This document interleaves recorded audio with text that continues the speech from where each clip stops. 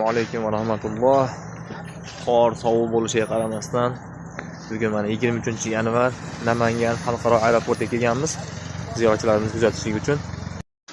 Ko'ryapsizlar, mana beradigan narsalar tarqatyapmiz. Ko'pchilik so'raydi bizdan, nima berasizlar ketayotganda deydi. Xo'p.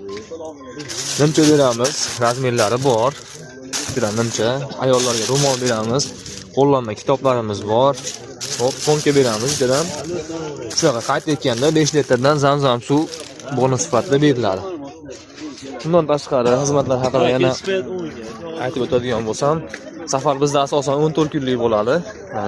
11 kun Makka, 3 kun Madina shahrida bo'lamiz. Xizmatlar imom xizmat, yid xizmat, transport, bordi keldi, bilet, viza.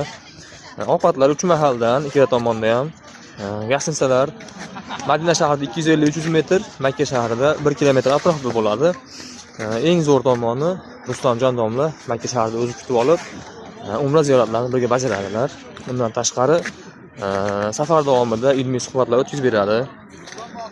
Batafsil ma'lumot uchun ekranda raqam qoldiramiz. Aloqaga chiqsanglar, yana ham batafsil tushuntirib beramiz.